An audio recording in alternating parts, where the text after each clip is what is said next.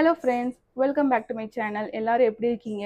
இன்னைக்கு நம்ம இந்த வீடியோவில் என்ன பார்க்க போகிறோம்னு பார்த்தீங்கன்னா, ஒரு ஹெல்த்தியான ராகி அடை எப்படி செய்யுதுன்னு பார்க்க போகிறோம். ராகி பார்த்தீங்கன்னா ரொம்பவே நல்லது, குழந்தைங்களுக்கு கொடுக்கலாம், பெரியவங்க நம்மளும் சாப்பிட்லாம். இதை நம்ம டின்னராகவும் எடுத்துக்கலாம், இல்லைன்னா பிரேக்ஃபாஸ்டாகவும் எடுத்துக்கலாம். ஸோ டின்னர் என்ன பண்ணணும்னு யோசிக்கிறவங்களுக்கு இந்த வீடியோ. ஸோ வீடியோவை ஸ்கிப் பண்ணாமல் ஃபுல்லாக பாருங்கள். இந்த வீடியோ உங்களுக்கு பிடிச்சிருந்தா லைக் பண்ணுங்க, ஷேர் பண்ணுங்க, கமெண்ட் பண்ணுங்க. மறக்காம என்னோட சேனலை நீங்க சப்ஸ்கிரைப் பண்ணி வச்சுக்கோங்க. Let's start. ஃபர்ஸ்ட் இதுக்கு நம்ம தேவையான பொருட்கள் என்னென்னு பார்த்துடலாம். ஒரு 2 கப் அளவுக்கு ராகி மாவு எடுத்துக்கோங்க. ஒரு 2 பச்சை மிளகா கட் பண்ணி எடுத்துக்கோங்க. ஒரு அரை டீஸ்பூன் அளவுக்கு சீரகம் எடுத்துக்கோங்க. ஒரு 15லேருந்து 20 சின்ன வெங்காயம் கட் பண்ணி எடுத்துக்கோங்க. கொஞ்சமாக கொத்தமல்லி இலை எடுத்துக்கோங்க. ஒரு கைப்பிடி அளவுக்கு முருங்கைக்கீரையை நல்லா அந்த குச்சியெல்லாம் எடுத்துட்டு நல்லா கழுவி எடுத்து வச்சுக்கோங்க. இப்போ நம்ம எடுத்து வச்சுருக்க ராகி மாவில் ஒரு 1/4 டீஸ்பூன் அளவுக்கு உப்பு சேர்த்துக்கோங்க. உங்களுக்கு உப்பு எவ்வளோ வேணுமோ அதை சேர்த்துக்கோங்க. சேர்த்து ஃபஸ்ட்டு இதை மிக்ஸ் பண்ணி விட்டுக்கோங்க. கூடயே சீரகம் சேர்த்துக்கோங்க.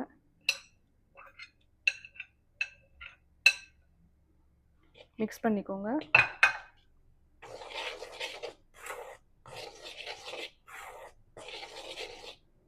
இப்போ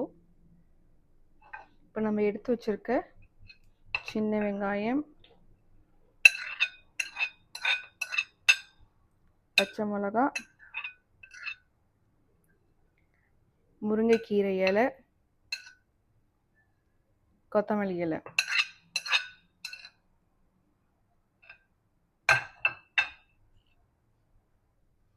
எல்லாத்தையும் நல்லா மிக்ஸ் பண்ணிக்கோங்க.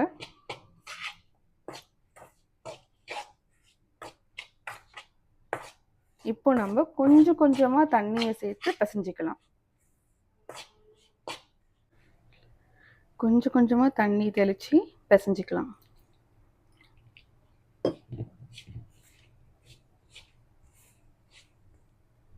நீங்கள் சப்பாத்தி மாவுக்கு பிசைகிற மாதிரிலாம் இது பிசையக்கூடாது. கொஞ்சம் ஈரப்பதமாக இருக்கணும். அப்போ தான் பார்த்திங்கன்னா நல்லா சாஃப்டாக வரும். அப்படி இல்லைன்னு பார்த்திங்கன்னா ரொம்ப ஒரு ஹார்டாக வரும். ஆனால் கொஞ்சம் கொஞ்சமாக தண்ணியை சேர்த்து கட்டி இல்லாமல் நல்லா ஒரு இந்த மாதிரி பிசைச்சிக்கோங்க.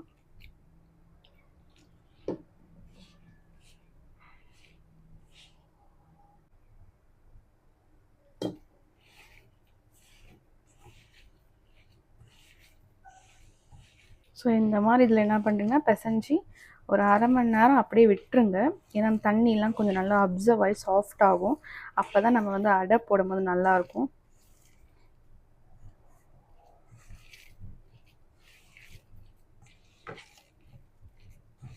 ஓகே, இதை அப்படியே விட்டுருங்க. க்ளோஸ் பண்ணி வச்சிடலாம். ஒரு 1/2 அன் ஹவர் இப்படியே இருக்கட்டும். தண்ணியெலாம் கொஞ்சம் இழுத்ததுக்கு அப்புறமா நம்ம அடையை போடலாம். 1/2 அன் ஹவர் ஆயிடுச்சு. இப்போ நம்ம அடை போட ஆரம்பிக்கலாம்.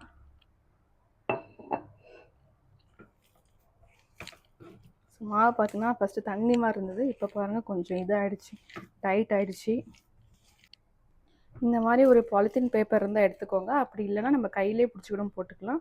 இந்த மாதிரி ஒரு கிண்ணத்தில் தண்ணி எடுத்துக்கோங்க. அப்போ தான் கையில் ஒட்டாமல் இருக்கும். ஃபர்ஸ்ட் நம்ம இதில் எண்ணெய் ஸ்ப்ரே பண்ணிக்கலாம்.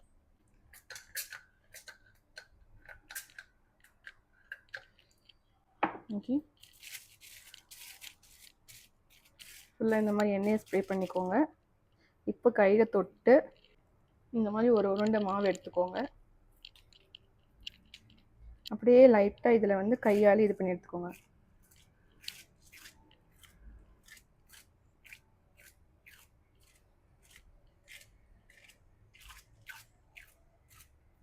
இந்த மாதிரி தட்டிக்கோங்க. இப்போது கல் சூடாயிடுச்சு. கொஞ்சமாக எண்ணெய் ஸ்ப்ரே பண்ணிக்கோங்க.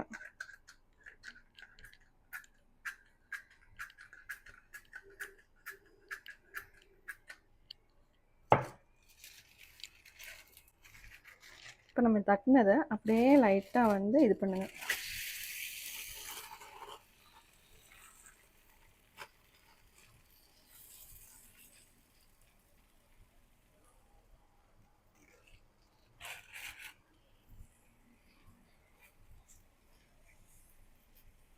ஃப்ளேம் மீடியம் ஃப்ளேமில் வச்சுக்கோங்க. இப்போ மேலே அப்படியே எண்ணெய் இது பண்ணிக்கோங்க.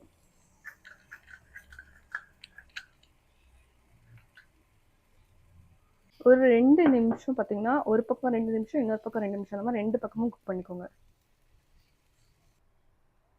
இப்போ நம்ம திருப்பி போட்டுக்கலாம்.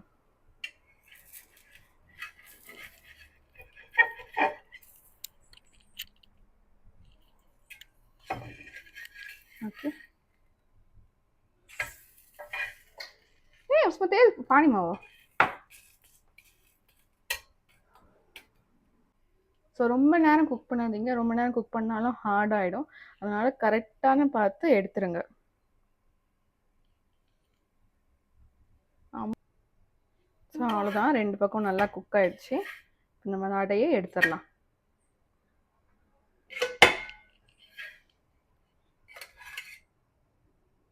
ஸோ ரொம்ப ஹெல்த்தியான முருங்கைக்கீரை அடை செய்கிறது ரொம்ப ரொம்ப ஈஸி.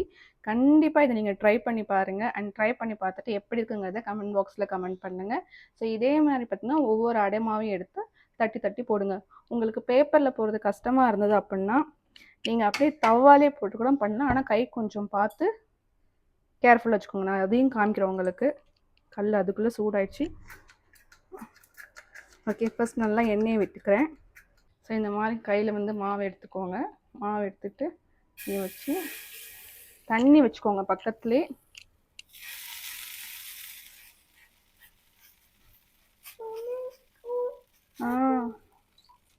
தெரியாமல் தவால கை பட்டுச்சுன்னா அவ்வளோதாங்க. அதனால் வந்து கொஞ்சம் சேஃபாக இது பண்ணுங்க.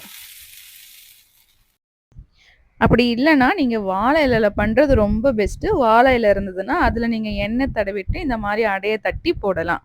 ஓகே, நம்ம நெக்ஸ்ட் வீடியோவில் வேறு ரெசிபியோட பார்க்கலாம். தேங்க்ஸ் ஃபார் வாட்சிங்.